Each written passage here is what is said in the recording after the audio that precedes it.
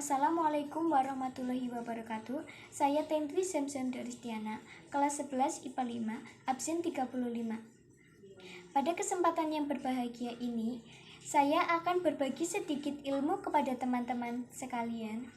Tema dakwah kali ini adalah larangan pacaran dalam Islam. Pacaran merupakan ikatan hubungan antara laki-laki dan perempuan.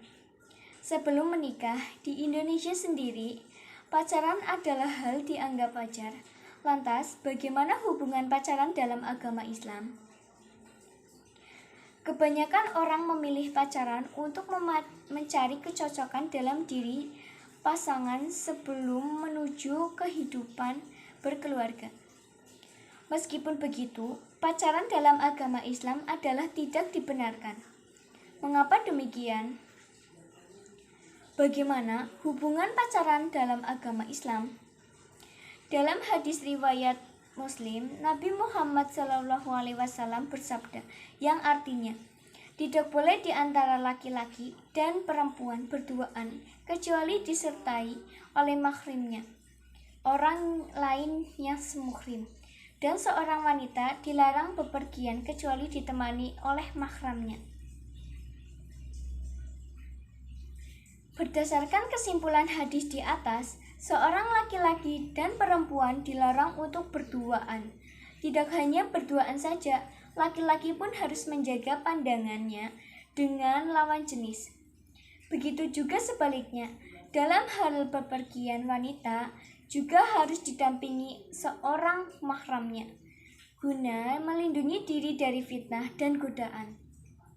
Dari hadis itu pun sudah jelas bahwa hukum pacaran dalam agama Islam adalah haram atau tidak diperbolehkan jika menjerumuskan ke arah perzinaan.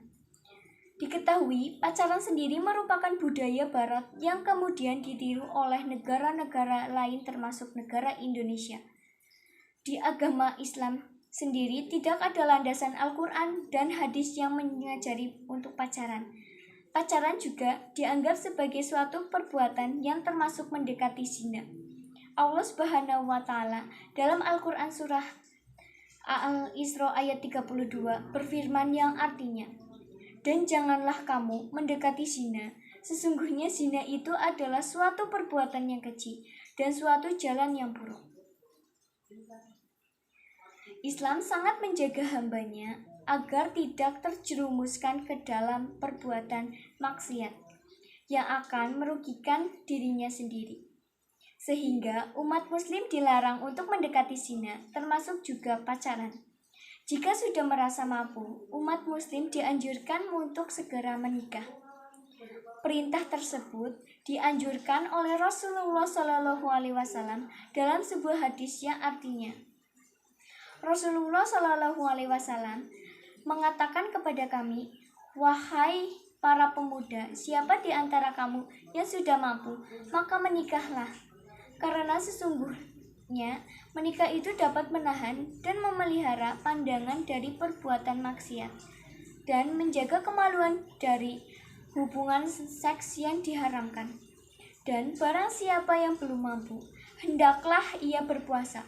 Karena itu menjadi sebaik-baiknya pengendali baginya.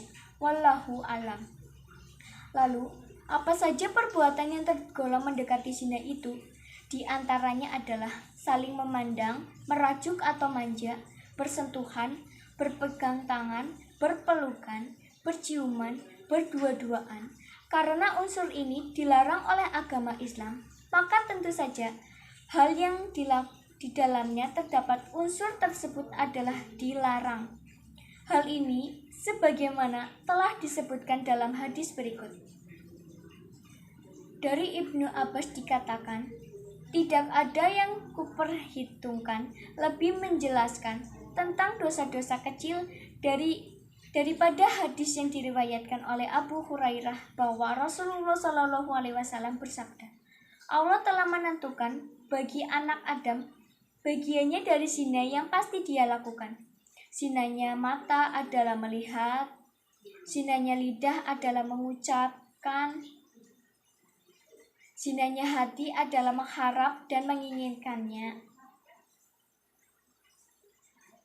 maka Fajri kemaluan yang membenarkan atau menjerumuskannya. Hadis riwayat Bukhari dan Muslim. Sekian yang dapat saya sampaikan. Mohon maaf bila ada kekurangan dan kesalahan. Akhirul kalam, billahi taufik wal hidayah. Wassalamualaikum warahmatullahi wabarakatuh.